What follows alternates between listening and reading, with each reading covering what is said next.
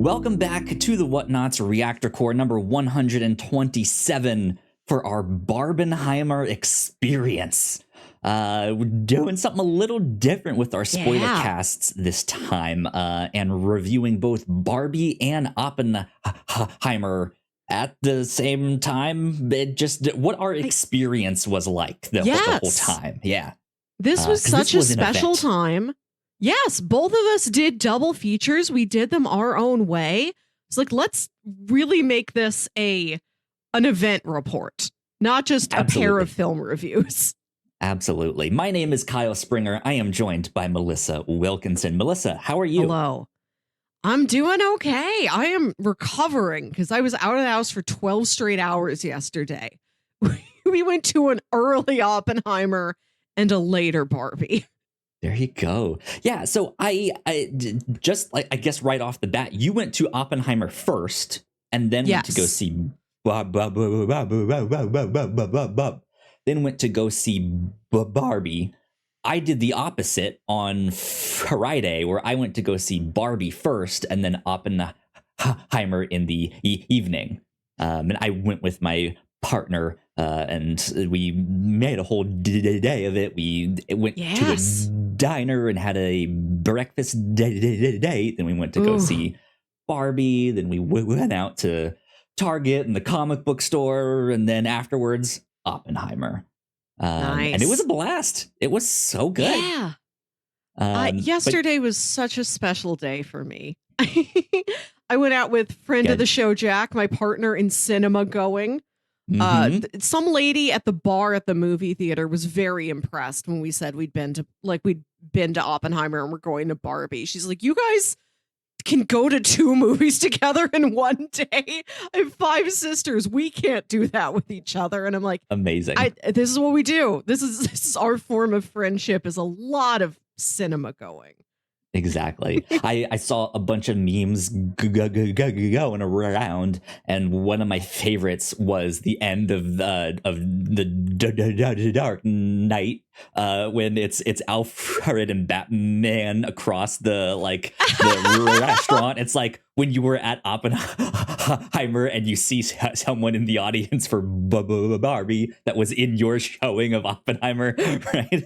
This was the whole day. This felt like a holiday. I've never felt a day like this, and I don't know if I'll feel a day like it again. We go to a 10:30 a.m. Oppenheimer. The theater is packed. Yep.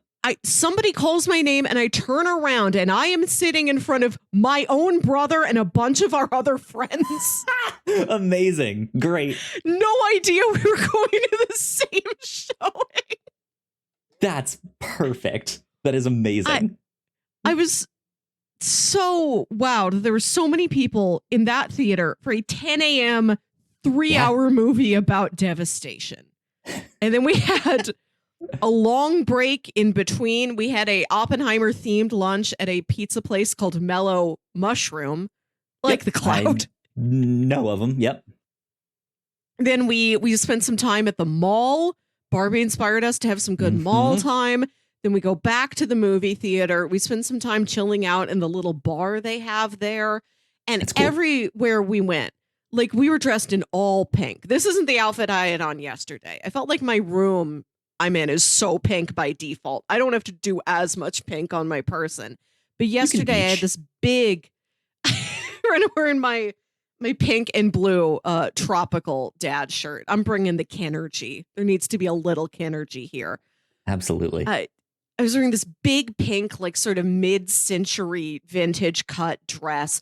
Jack was all in pink. Jack had a cute, very 90s blossom hat on. That's great. So many themed outfits at the theater. We saw guys in cut down the middle Harvey Dent Barbenheimer shirts. Yep. You go out to lunch, you go to the mall, you see so many other people in pink. Everybody knows what it's for. People will ask you, "Oh, did you go see Barbie? Have you left Barbie?" Everybody spoke the same language yesterday.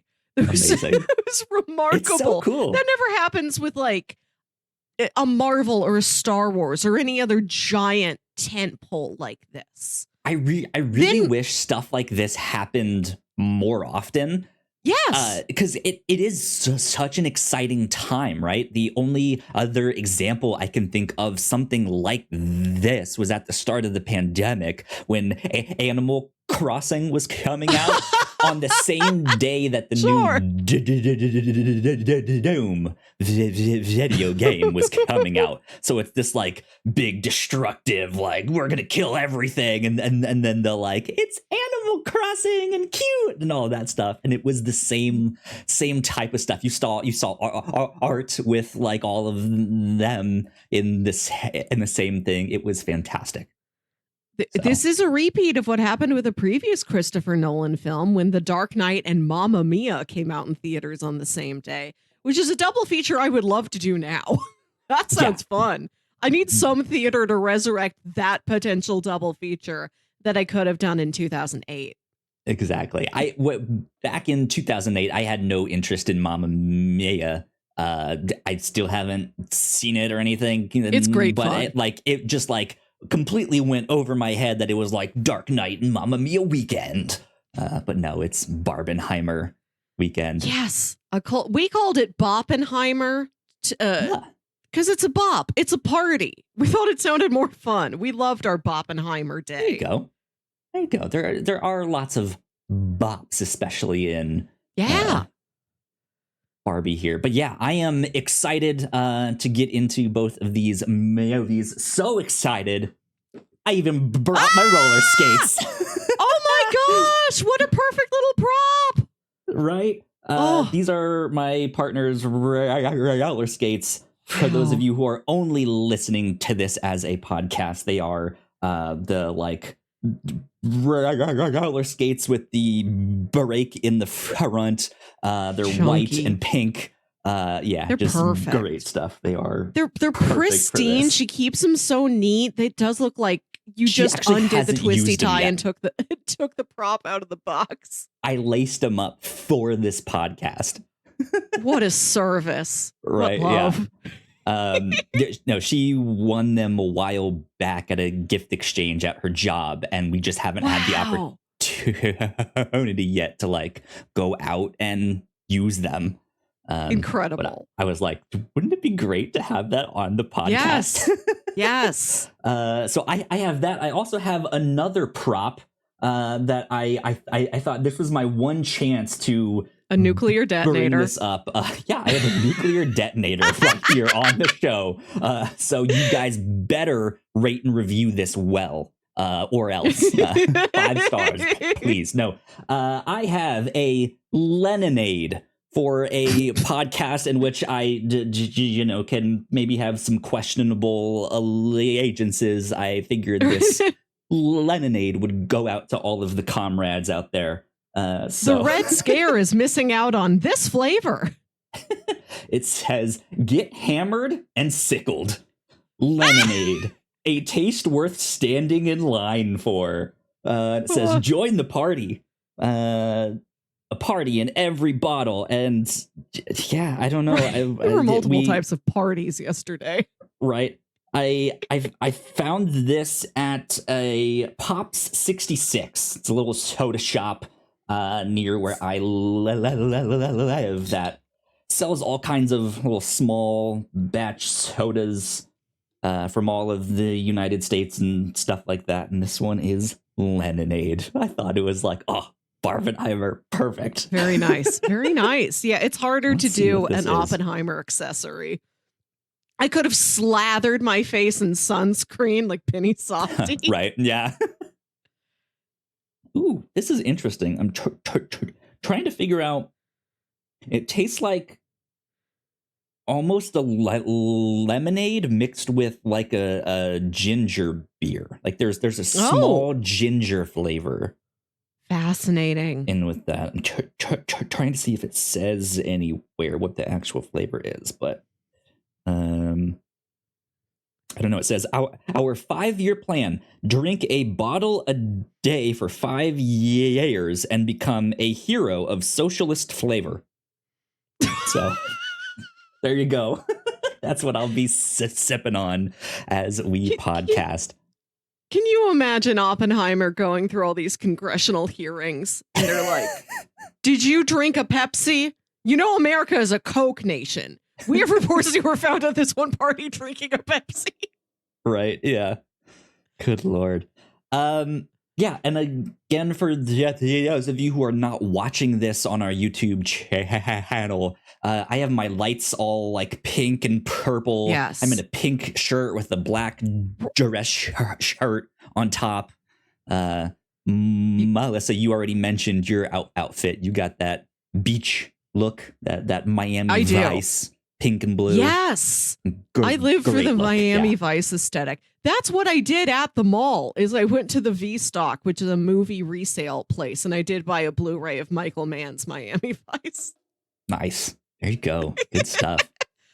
Well, let's see. What one would you let me ask you this. How did you feel about watching Oppenheimer first and then Barbie? Because I have my thoughts of watching Barbie first and then Oppenheimer, and I feel like we should decide what is the best way to watch these. Should you watch Oppenheimer first or Barbie first if you have still not gone out there and watched it yet? And if you're planning on doing these in quick succession. I feel like if you're not the sort of person who can do 2 movies in a day or like 2 movies in a weekend or a week even, go with whatever your heart says if you're not going to get out to the second one for who knows how long.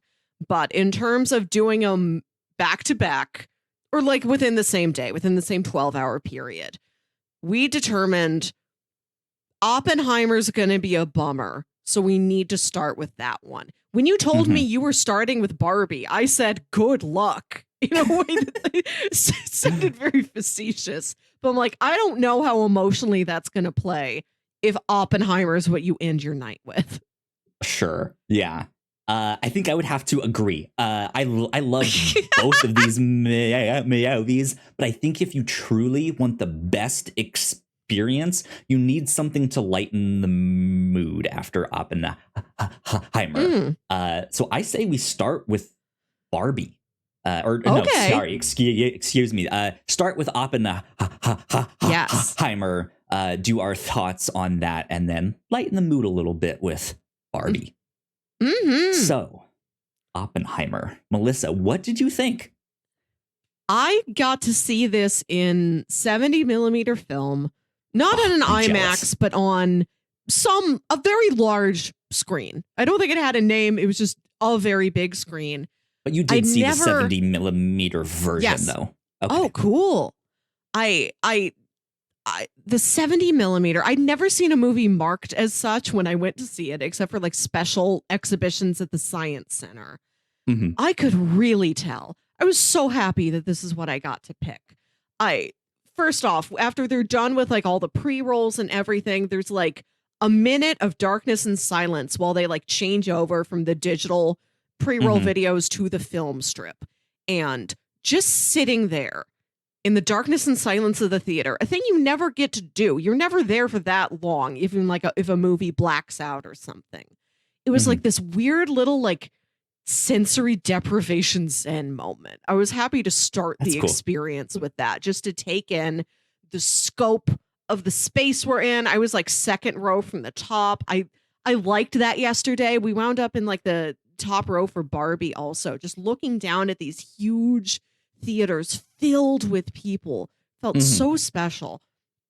And then the 70 millimeter film was so crisp, but you could see a little bit of the film artifact on it. There would be the occasional like bit of grain or that like squiggle that film always has. That's so I don't know what causes the squiggle, but it's some like dust, constant natural element. You could even see the shadow of like, I think it was like angled off, and you could see a little bit of like the sprocket holes on the side of the screen. Even that I liked. Like it felt so tactile. Yeah. Like I didn't realize, like I took that for granted when I'm like a kid seeing movies that are like films that are on actual film. And it's not like I feel like there's anything missing when I go see a digital film. But for this one event, for this one movie, it's like I love how the 70 millimeter feels. That's awesome. Yeah, I went to go see it in IMAX, but it was not the 70 millimeter. Like it was not the true IMAX. it was just our like regular IMAX theater. And yeah, the screen was, I mean, the screen is ginormous, but it's still not as big as your normal IMAX screen. But yeah, we were like right in the middle of everything. Before the movie even started, because I heard the ones who did see it in true IMAX in the 70 millimeter did not get previews. Like the movie just starts. I sometimes that can happen. If there's no previews in the format of the film you're about to watch, Right. they won't play you trailers that are like non-IMAX or whatever. Exactly. And so we got a bunch of trailers, and we got one for the new Exorcist movie. Yes! And this trailer is horrifying. It is just ridiculous. And everyone, when the trailer finished, literally everyone in the theater started talking. And it was a mix of like both excitement, because the Exorcist is one of the greatest horror films of all time, but also like a bunch of people, like I heard someone say, "Why would you show us that?" Right? Like it just, this whole thing was just horrifying, and it was just like, no one wants to see this. Like, we're here to have a good time. At Oppenheimer. Right, yeah. We also got that trailer. And something I love about horror movies is that they're never like huge tent poles. So frequently you don't hear about a horror movie that far in advance. Like it's something like people crave, like they crave salt. And if there's just a horror movie, like you don't need to know that much about it. If somebody's in the mood, like they'll just go see it. So like I had no idea this was happening. The trailer starts. It feels like just a conventional possession horror movie until they hit you with the first music. couple notes of the tubular bells. Yep. This is the surprise I didn't get to have with the trailer for A Haunting in Venice. I'm happy I had it in another context of surprise. This movie ties into something you do know. Yeah, but just from that alone, like we were instantly like, oh, this is a good crowd to see this movie in, because everyone is in the same headspace of just like, why? This trailer was horrifying. We don't need to watch that. So it was a blast. But yeah, man, Oppenheimer itself. Wow. That was an incredible movie. It is very long. Yes. But I was never bored. I was never. I think I recently referred to another movie as like, it feels like it almost had a fourth act, right? Like you have the arc and it ends, and then you have that like one more little hop and skip. This didn't really feel like that to me. I guess there is kind of a division that I could see. You could be like, well, that's the little hop and skip afterwards. But this, instead of it feeling like a 3-act play or anything like that, it felt like a snowball effect, right? Where they are just building up and building up and building up to this climax, and you get the climax, and then the like come down after that is just this like horrific, what did we do? Like, this is not good. And yeah, man, just the performances in this I thought were stellar. I think it is like, it's a movie with a lot of conversations, right? Yes. People are talking, they're discussing things. There's not much action in terms of like fist fights. There's really only like one explosion, right? And it is the explosion.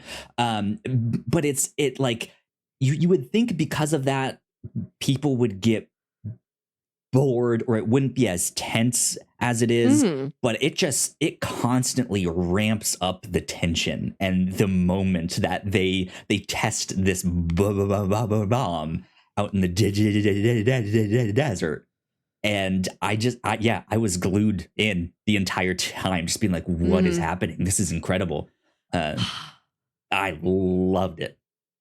What did you think?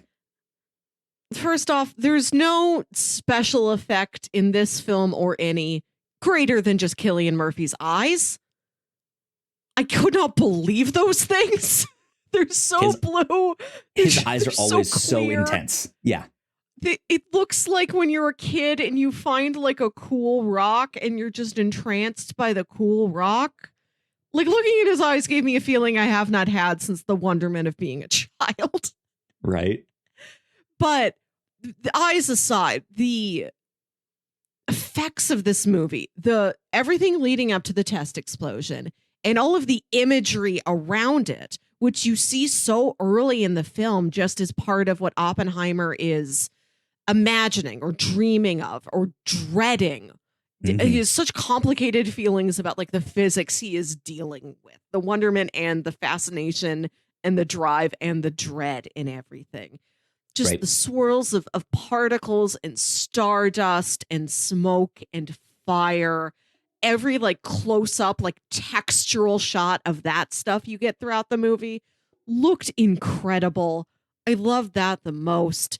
The explosion set piece with how it's silent while you're watching all of it go down. And then all of the sounds hit you at once is such a good use. Amazing. I'm not the most in tuned into like sounds. It's like a artistic skill I have yet to pick up on, like really knowing how to pay attention to and to know when sounds are good, to know when I am hearing award-worthy sound. I don't quite have that grasp of it yet.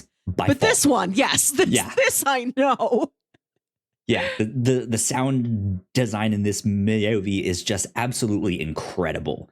Even the music in Oppenheimer was very good.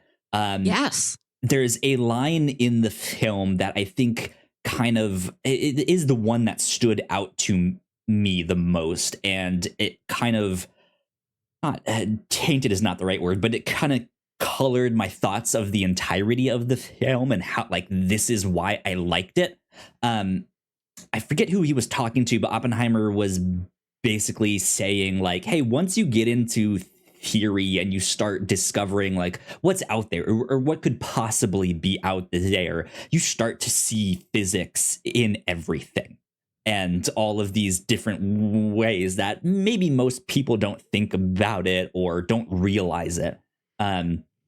And I think from that moment on, it becomes more apparent that all of these like B-roll shots that we're getting of the environments, of things that people say, you pick up on that more from that line. But even beforehand, we get that stuff. He just like hasn't pointed it out yet in the film, because the film basically opens up with rain, like on we get the start of like the atoms splitting, and we see bits of the explosion and the text that is the like I am become dead, yes, destroyer of worlds. And then immediately after that is this scene of a puddle with raindrops on it.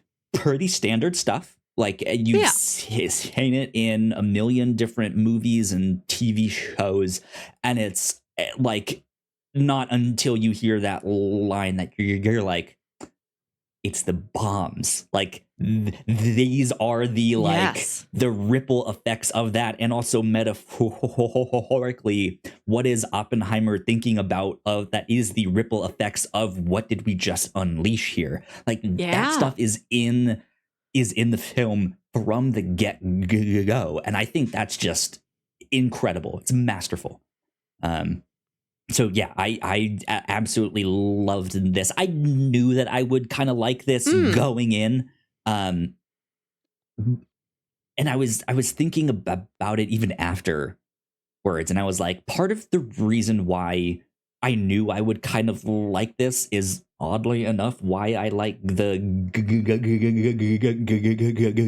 Gundam anime stuff so much, is that like it's exactly what the feeling is supposed to be. We just unleashed this weapon, this Gundam, and that's not good. And there's going to be some problems. Like, this means that the other people are now going to have that info and they're going to figure it out, which means we kind of have to keep going with our research. Like, this is not the end all be all that we thought it would be. And yeah, it is just this like big anti-war, like this stuff is not good.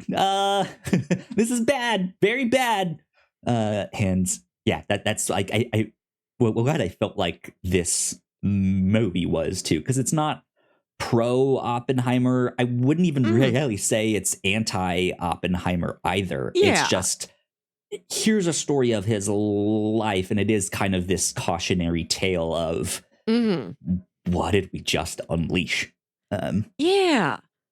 So yeah, when we were hanging out at the bar before we went in to see Barbie, this other woman dressed all in pink at the bar was asking like, "Oh, did you guys just see Barbie?" And we're like, "No, we did see Oppenheimer earlier, and now we're going in to see Barbie."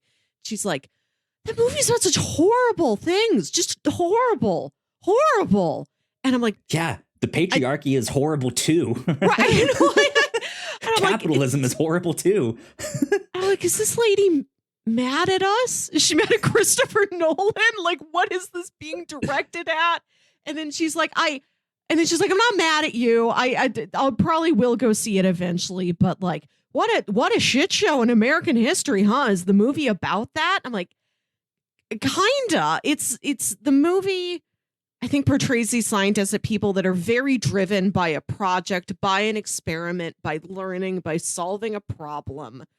Yeah. And when it comes to the use of the object, they're either, it's a mix of, we just make the thing, it is not our place to decide how it is used. Or when they are advising on, we've got like these cities in Japan that it could be. And then that one guy is like, well, I did like Kyoto, so I'm taking Kyoto off the list. Like, I will spare one city, but not any others.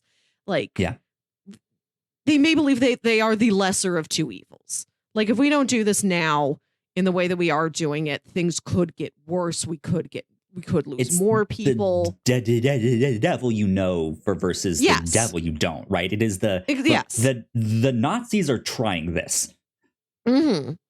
Like, we really don't have a choice but to follow suit and hope that we can get it done faster than them.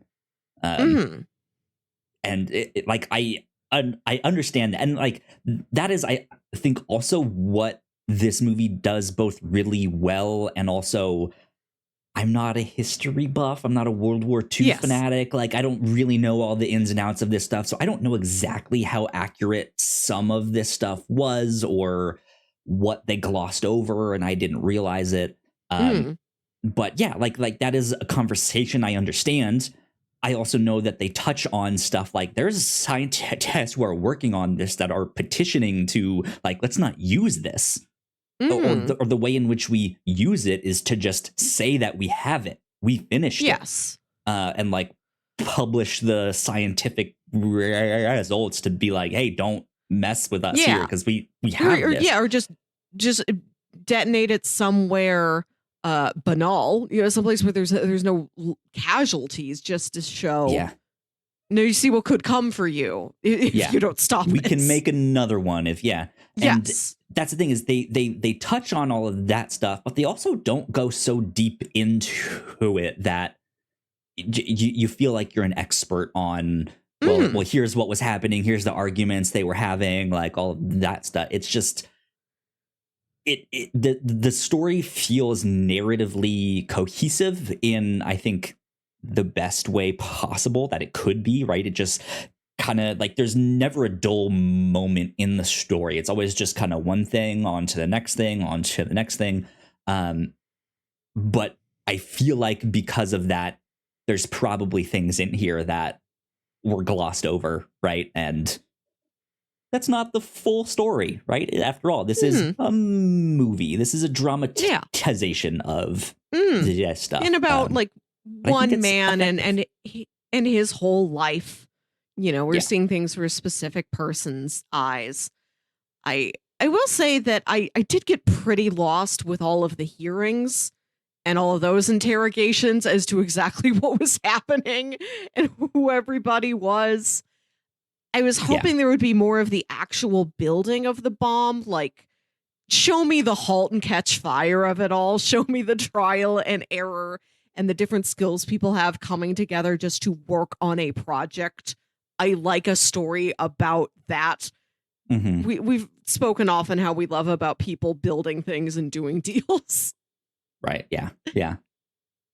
That makes sense. I think that it, like, this is, in terms of its timelines, they at least have an artistic difference between the, like, what's in the present day and what's in the past. Of, like, the present day stuff is mostly in black and white until we get to the end.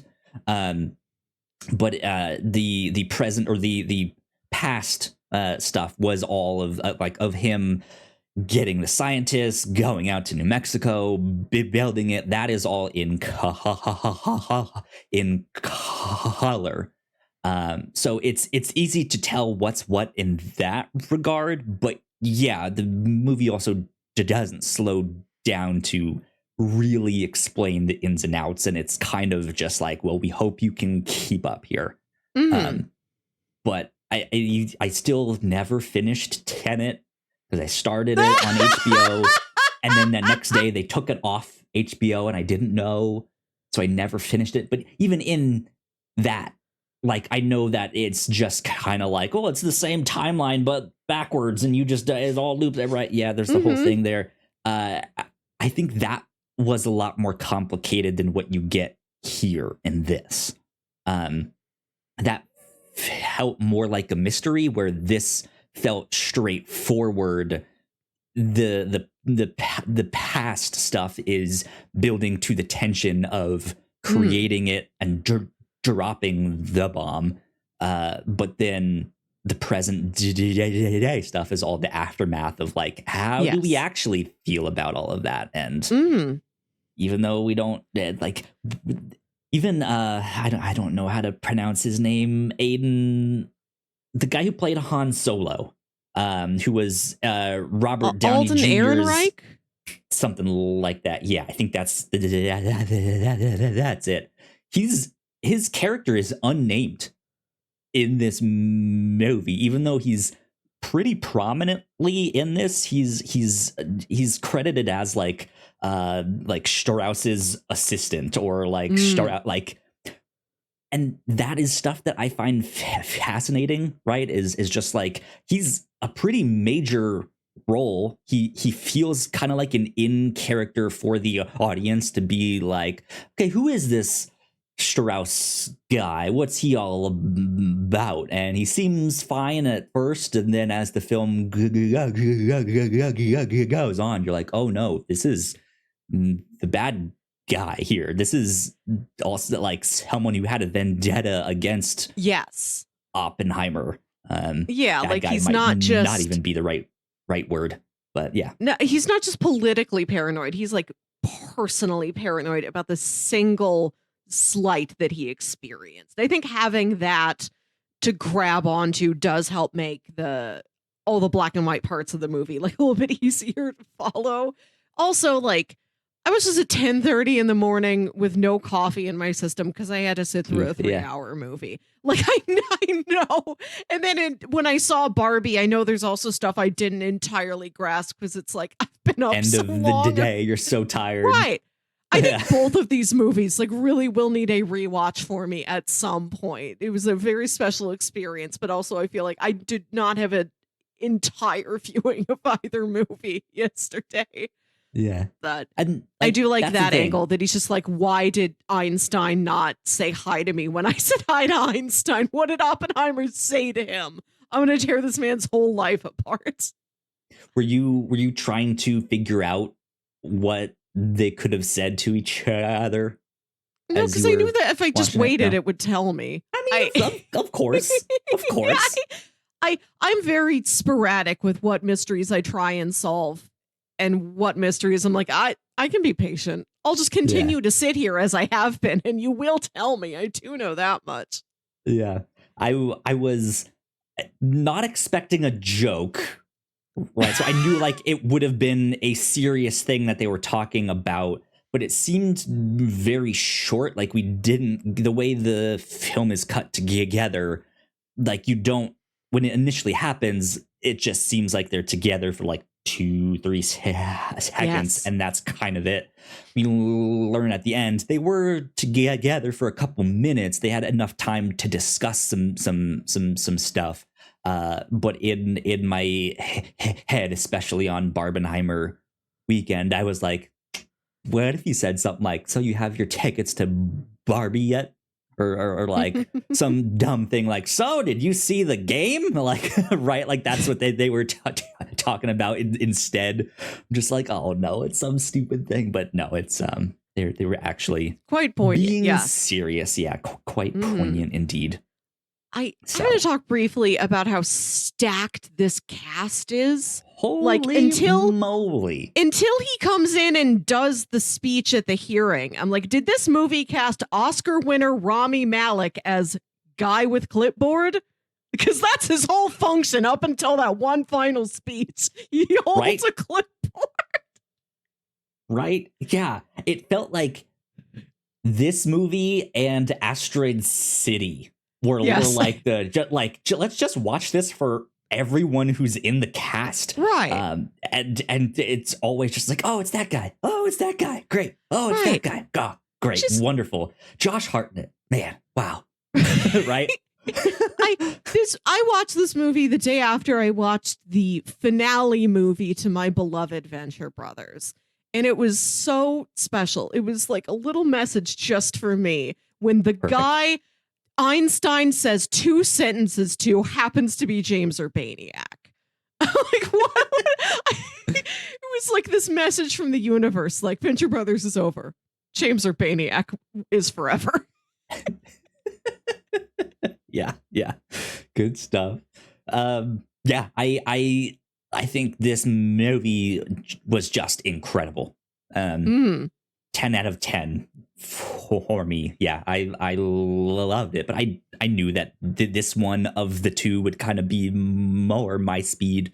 Yeah, great stuff. Great stuff. Do you want to switch over to Barbie? Yes. Let's change our outfits. Ooh, outfit change. Barbie movie going sweatshirt. It's Indeed. Sold now at your local Target. I went to go see this one first. I saw this one in the morning. I think if you go that route and you do Barbie in the morning, it is easier to watch, right? I think even if you're not fully awake yet, the coffee hasn't hit yet, or you have a large Mountain Dew at 10 in the morning, right? Or you went out to brunch first and you're sleepy from too many pancakes. Exactly. I think this is a good way to kind of wake you up because it is so bright. It is so pink. It is so just relentlessly Barbie. Like there is no word for it outside of that. It is Barbie. Like I don't want to say that the entire thing is hopeful. I don't want to say the entire thing is optimistic. But it is just unrelenting in the in the energy that it brings. Yes, right. It is, and it's a good time. It's a great time. It's fun. It's fun, but it also fills you with like more existential dread than Oppenheimer somehow. I don't think so. But that is the thing. There is the way that poignant critique of Barbie and the way it has been talked about in society, the way it's been received and accepted and then rejected and then now maybe accepted again and all of that stuff. It has critiques on capitalism, on feminism, on what is the idealized, sexualized woman supposed to look like or be or stuff like that. And I think I was expecting it to be funny. I was expecting it to have a song and dance in there. I was not expecting it to be as funny as it was, have as poignant critique as it did, be as emotional as it was, and also to just have that many musical numbers. There's so many musical numbers. This is a musical. And I really liked the soundtrack to the movie, where it feels like every song was written specifically for the movie and specifically for like the scene that it's in. Like, I love the Pink number that plays at the beginning and how it sort of narrates What's Barbie happening waking up screen. on a good day and then Barbie waking up on a bad day. That's a real piece of work. I feel like the way Oppenheimer like zoomed in on a single person and his life and about things that happened to him outside of the war and outside of the bomb. Like, it's not it's less existential, because it's like, this is really about this one guy's life. You know, it's about every little thing that happened to him, and you're not as thinking about as many like big picture ideas. Whereas Barbie is not a singular person. Barbie, that was just the whole point of the movie. Like, she's an idea. She's this like massive, larger than life figure. When you talk about Barbie, you talk about all women. And like that sort of sent me into more of a thought spiral than Oppenheimer did. Yeah, it's kind of this juxtaposition, right? Where Oppenheimer, like you said, is on a single person, but the dread that exists is this like global, existential, just dark cloud, right? Whereas Barbie kind of opens up and is about a concept or about all sorts of people and how they fit in all of this stuff. But it is a much more personal, like, what can I do or what can I change about the way I think or I believe that will no longer contribute to these negative stereotypes or stuff like that, right? It is much more personal in the like, oh God, what do I need to do? Right? Right. Yeah, I left both of these movies saying, okay, I won't do a nuclear bomb and I won't do a patriarchy. Am I good? Like I what said, else am I supposed to be doing or not doing? Right. Rate and review 5 stars right now. But yeah, I had a blast with this. We went to go at like 10 in the morning to go check this one out. Our theater was not as full. We were in it was in our regular theaters, which has the like big reclining seats that like can heat up. They have the little like table tray that comes over so you can set all your food in, and the screen is ginormous just for like how small the actual room is. But there was like a good handful of people in there in that early screening, and there was a father and daughter over on one side of us. And yeah, you could just hear a number of kids giggling the entire time. You could hear when the jokes went over the kids' heads, and it was the adult jokes, and you could hear, the fathers laughing, and then the children like nervously. Am I supposed to laugh at that? I don't know. I don't know what beaching each other off means. Right. But I feel like this movie is less concerning to somebody who may want to take a young child in terms of its sexuality or its innuendos, and more just in terms of big sort of existential or societal questions. Like, I feel like if your kid can handle Pixar's Soul, like, start there and see like how your kid handles that sort of higher level thinking. Use that as your trajectory to decide if your kid's ready for Barbie. This feels more like young teen movie than like a children. I think it is not a children's movie. Could you take a child to it? Sure. Probably. There is innuendo and stuff in there. That's probably going to go over their heads. They're not going to understand the critiques on the patriarchy and capitalism and all that stuff. They're just going to see the bright colors, the good time, the songs that like they will enjoy it. They're not going to understand it. But then if you also don't want your kids asking like what the patriarchy is or what a gynecologist is, then like right, then it's just like I don't know, maybe not when you're a teen, right? our audience did have several kids in it, and which was fun. I Yeah. don't go to a lot of movies where I get to see kids laughing. I feel like even if I'm seeing something like a Marvel movie where like a younger audience member could be there, I just happen to not be in the showing when they're there. Mhm. So it's nice to have that energy every once in a while of giggling. And the best part is that after in the big like disco dance number when Barbie's like, "Do you guys ever think of dying?" And then everybody at the party goes silent. One little girl laughs and says, "Dying's funny." Yes, that's great. She's like, "I understand. I understand the joke here, the juxtaposition of the dark thoughts and the positive vibes. I understand. I'm 5." Exactly. When I went to go see the new Super Mario Bros. Movie, there were kids all over that theater, and yeah, same kind of thing. There's a character in that one who keeps having these like existential dread, like we're all gonna die, just very nihilistic character. Like life doesn't mean anything, right? And like you see the kid just being like, that's funny. This guy's like, we're all gonna die. They don't understand exactly what the meaning behind it is. But yeah, it's just it was nice to have some kids in the theater with that and just be like, this is good. This is fun. People of all ages. Like we saw a lot of little kids at the theater, but we also saw like so many adults. Like Jack and I wanted to take our pictures in like the big Barbie toy, doll Toy box thing, setup that they have in the lobby. And like this woman who was maybe like 40 and her mom who was like 70. They're like, "Oh, we'll take your picture, the picture of you two together if you take a picture of us two together." Aw, that's wonderful. Yeah. So with that, I actually want to talk to you about one of my favorite scenes in the movie in Barbie.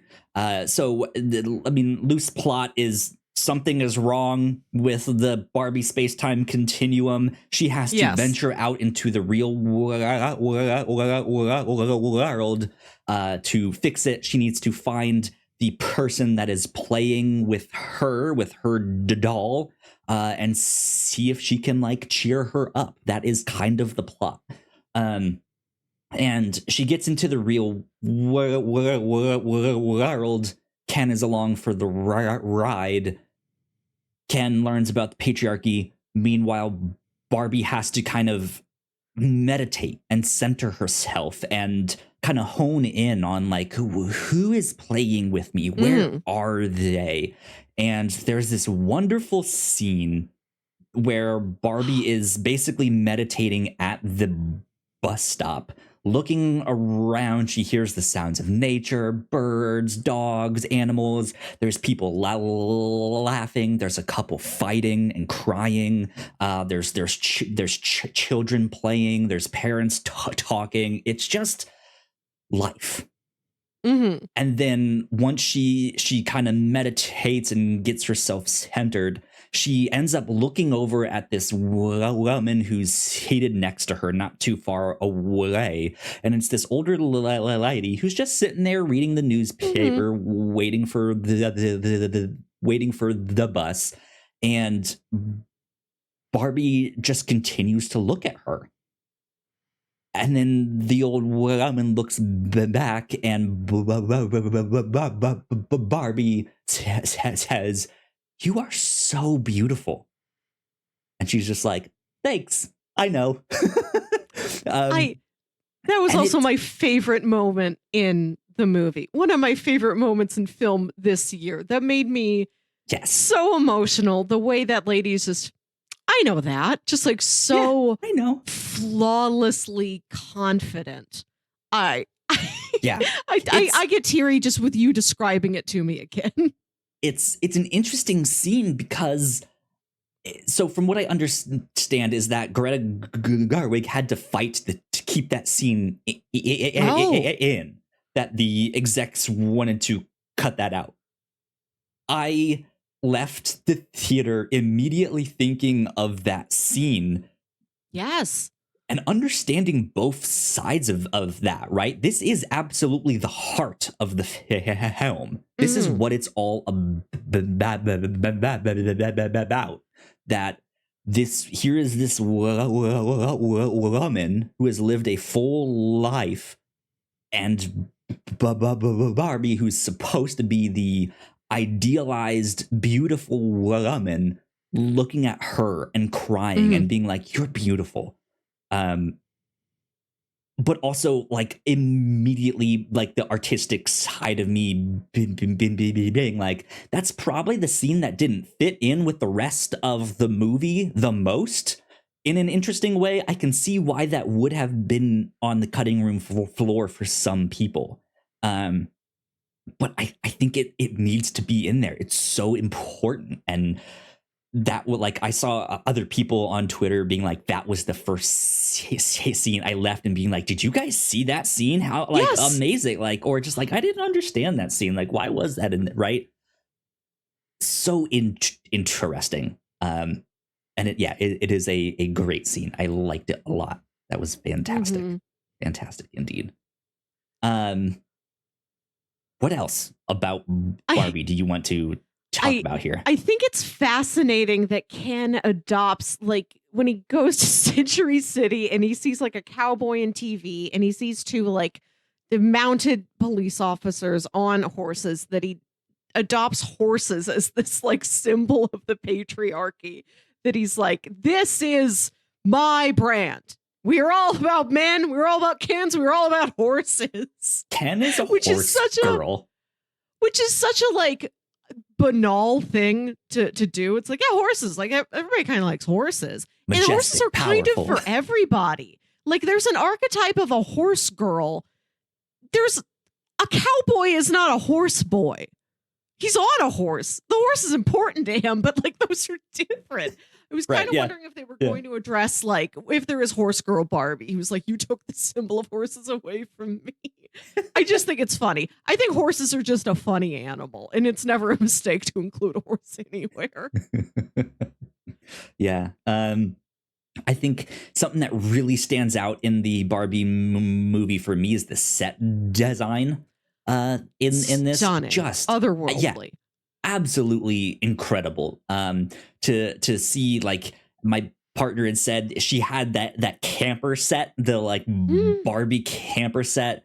The like Barbie playhouse that she had was the one that they had right there in the neighborhood. Like, they just made giant versions of all these toys, and that's really cool. Like, that's fantastic. But like, just to see how they can then take that set and then transform it into when Ken takes over, and it's now like, we believe in the patriarchy. I at first thought that the patriarchy meant horses, but now I know it's about men, right?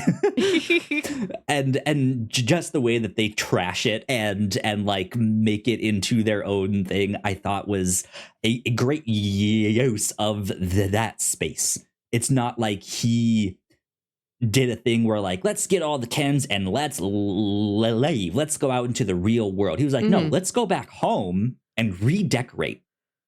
Yeah. And there is the line where Barbie's like, I don't know where the Kens go at night. We have our dream houses. I don't know where a Ken lives. Like, there's a really interesting push and pull where it's like, yeah, the whole thing is like Barbie and Ken. Like, Ken is an accessory. Ken is an afterthought. He definitely is second banana.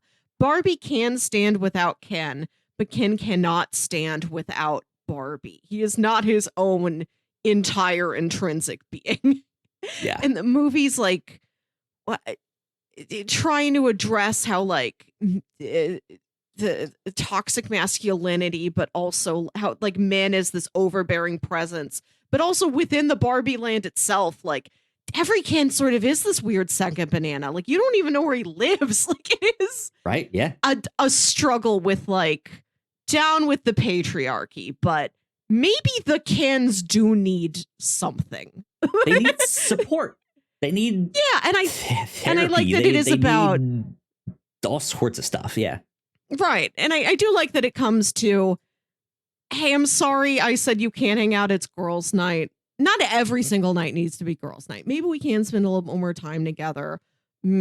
Maybe I can be a little bit more considerate of your feelings. And it's about, let's look at one specific man and say, does he have what he needs as an individual? Maybe he's going after the wrong thing because something else is missing. Do you need this?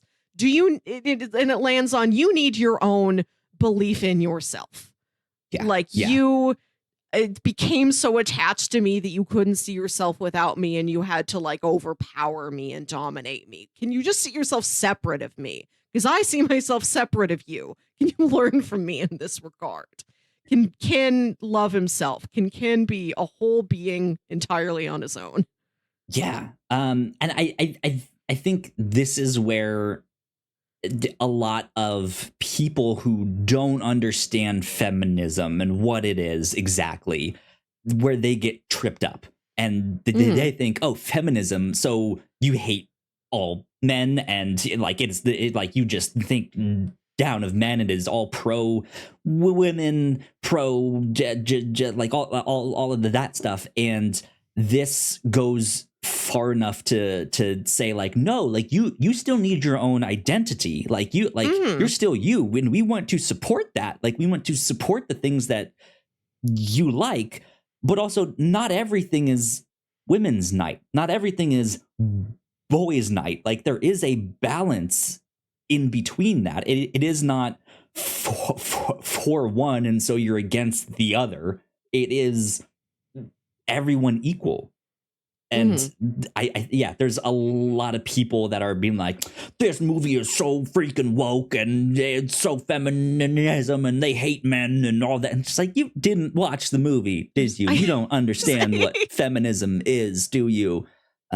Which is, I guess, a recurring problem because it's been happening for a long, long time. But still, I digress.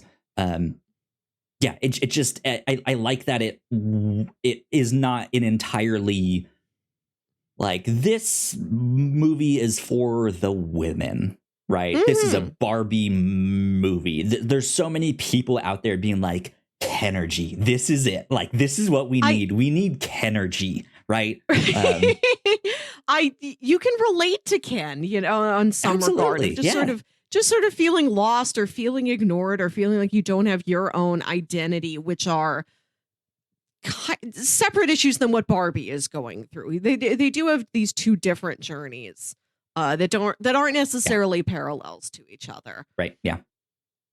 I do like any story that looks at the antagonist or whatever the antagonistic force is. Like, not I destroy you, I defeat you, I write you off, you are dead, you are gone, but looks at it like, do you need something? Do you have all the resources you need to like make a better choice? Is there something I can give you? Absolutely. I think the movie also has a lot of good things to say just about the idea of Barbie itself, how it was just kind of meant to be a doll that was just kind of plain and you could project anything you wanted on it. And then through the capitalist system that we live in, they kept pushing this idealized female form. Like, this is the ideal woman. She works in a home and she's sexualized and she's this. And it became this thing that I think a lot of people ended up then rejecting of like, no, you don't want to be Barbie. Right? Like, that's not a good, good thing. There's a give and take with her. Like, if we want to show Barbie as a woman who can be everything, we're going to sell Barbie's a doctor, Barbie's a vet, Barbie's a teacher, Barbie's an astronaut, Barbie's a race car driver. And on one hand, you can see that there's so many possibilities of things she can be. And on the other hand, you can say, great, so now I have to buy 5 of those things. Right. Yeah. Or then like, why do you make all of these dolls be these perfect, like things that is just like unachievable in the society that we have right now, or back then, I should say, and even now. And if you make this stuff, like, why didn't you put any more effort into Midge or Alan? Or why can't Barbie just be regular ass Barbie, right? In sweatpants, eating popcorn, watching a movie, right? Like, sometimes there are, like, there's a YouTube channel I watch called Wicked Makers that make very cool, like, horror themed props. Like, they'll take like the Halloween animatronics, the very basic animatronics, like Spooky Witch, you can get at like a Home Depot or whatever. Yeah. And they will make them over. They're like, we can do this better. And they just use stuff they have in their garage and stuff at the hardware store and stuff at Goodwill. They're like, we made this way scarier and like way more specific. And they did an episode this week where they took a Barbie dream house and they're like, we're going to make this a Barbie nightmare house. But see, and they're that's like, we're custom. Still neat, but custom. No. What I'm saying is that this Barbie dream house that they got at like the Goodwill has like a Barbie that does yoga, and she just has like a top knot and like yoga pants and a tank top. It's like there are average Barbies and there are astronaut Barbies. Like she is everything. Of course, there's a question of like, is the plainest Barbie still more glamorous than the average woman? Yeah, it's tricky, and I think the movie is a good point with, if Barbie was meant to be a representation of a woman, our feelings about her have become as complicated as feelings about women. Like, we are putting an entire gender on a fun plastic toy whose hair you can brush, and exactly, yeah. Does she deserve that? It's just a toy. At the end of the day, right? It's just a toy. And I think this movie has awakened a refascination with Barbie in me. Like, I had some when I was little.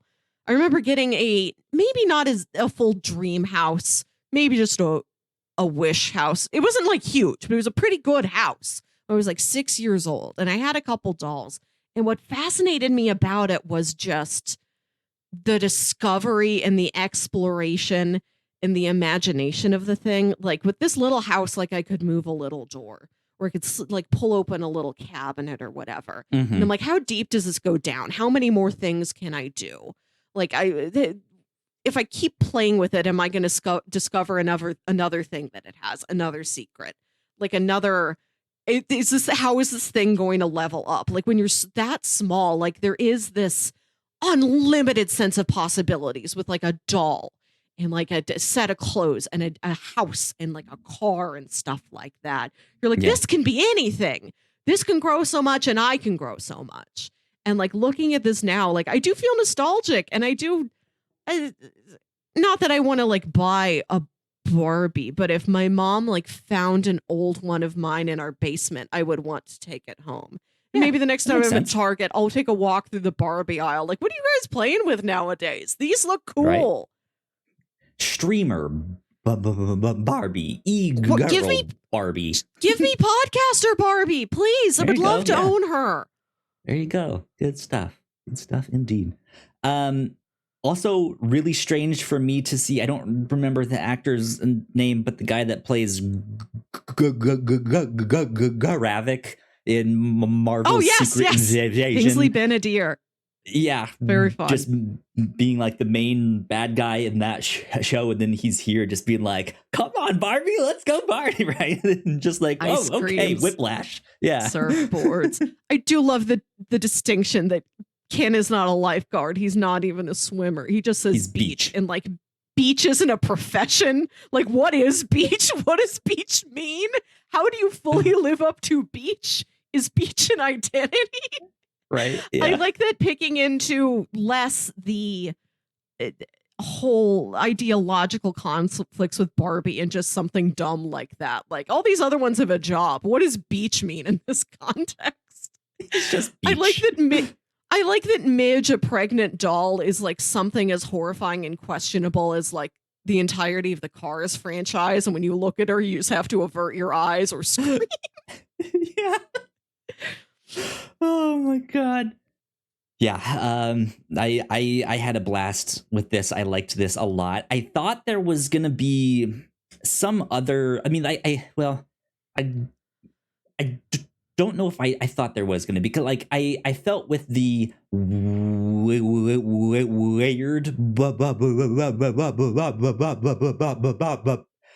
I thought with the weird Barbie, the one that is like, you need to go to the regular world and figure it out. I feel like a lesser movie would have done like given her a makeover at the end, right? And like, oh, you get to see her beautiful now, because they were like, she used to be the most beautiful Barbie there ever was.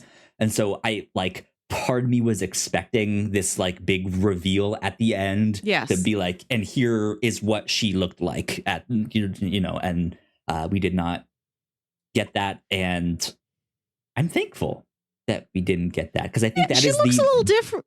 Yeah, that's a good point. That is a nice thing that the movie offers. Right? That like you can be whatever. You are well loved. You are this way because someone played with you. Yeah, and like they apologize for calling her Weird Barbie, but it doesn't seem like she doesn't like being called Weird Barbie. She doesn't seem to have another identity. Yeah, she does look different at the end, but it seems like it's a style change she did for herself, just as our main stereotypical Barbie can go to her closet and pick out a different suit. So can Weird Barbie. She has many looks. I love the detail of she's constantly in a split, because Barbie's motility is so limited. Like that is the first thing you do is just flip the legs around. Yeah. And yeah, I think the ending of this, I liked the ending. There was one person I saw whose opinions on reviews that they do, I usually really, really respect. And they had said something of like, I wasn't really feeling the ending. Like I feel like I'm alone in that, but it's just not what I expected, not really what I wanted. But yeah, I liked the end, that Barbie could kind of go off and do her own thing and explore life as a regular person, and have her first trip to the gynecologist. I love that fake out that you think she's going in to like apply for a job, and it's when she says earlier, when she gets to the real world and those construction workers are harassing her, she's like, I don't have a vagina. None of us do. Then now that she has Pinocchio and become a human, she does have one, and that is first order of business. Is I gotta get this like, checked out, make sure it's working right. Yeah, indeed. Yeah, I had a blast with this. I laughed a lot, teared up at different moments. It was fantastic. So quite a special day. We have these two big movies that seem so opposite from each other, but they are both big thinkers. There's a lot to chew on with both of them. Lots of existential dread.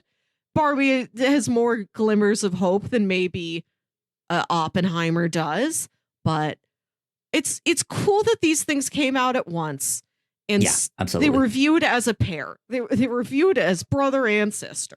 So many people will see both of them on the same day, get excited for both. And it's only been in like the last couple days leading up to the release that there's been any question of, well, which one's better or which one will get more money. Then we will have those answers, but it feels like that's not the point of the weekend. Like the point was not to make these things compete with each other. There will be questions. Anybody who's like an industry, somebody who really follows the movie industry and is a nerd for stuff like this does have a desire to see, regardless of what movies are playing and how they don't want everything to fight, but it is like, what is winning? What are the patterns we're going to see? How did they perform? How long are either of these going to be in there? I think it was pretty clear, though, that Barbie was going to make the most money. Yes. Just because of its accessibility or availability in terms of like younger kids being able to go see this. Whereas Oppenheimer rated R? I think so. You see Florence Pugh's boobs. They say fuck a couple times. Yeah, I was going to say all of Florence's scenes very R-rated, but yeah, I like just simply because of that. Like, it really wasn't going to make as much money. There's also just the mathematics of Oppenheimer's 3 hours long, Barbie's an hour 54 minutes. A theater can just have more showings of Barbie in a day than it can for Oppenheimer. Yes, but I imagine Oppenheimer will also have people going to see it in different formats. Like I saw 70 millimeter. Now I'll see IMAX. And then Barbie will also have so many different theme parties. You can go to the Alamo Draft House for a Barbie sleepover where you're invited to come in your pajamas. Amazing. I just love that both of these things happen and they happen at the same time. And so many people gravitated to. This is like a rare astronomical event. We have to celebrate this. This does not come around often. And I don't know when I'm going to get to have a day like that again. That felt so special. All the beautiful pink energy there in and around that theater. Absolutely. It was explosive. It truly was. Good stuff. Well, I think that's kind of all I have to say on both Barbie and Oppenheimer. It was a blast. We hope you guys enjoyed both the movies as well as our podcast. It was a blast making this. Melissa, do you have any other kind of final thoughts you want to add on Good this? to see Rhea Perlman. Nice showcase for Rhea Perlman there in Barbie. Good stuff, yeah. And I guess with that, Melissa, where can the people find you on the interwebs? I don't update them much, but you can locate me on a Twitter and an Instagram at WilkyWit. That's WilkyWit. And listen to my other podcast, Saturday Morning Obscurities, that I host with my brother for more 90s nostalgia. There you go. You guys can find me at Yo Kyle Springer on Twitter and on Threads. And we are at The Whatnots on Twitter and at The Whatnots Official on Threads.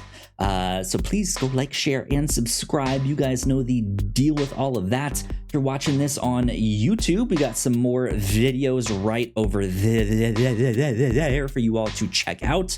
But this has been number 127 of the Whatnots Reactor Corps. We will see you all next time. Bye. Bye.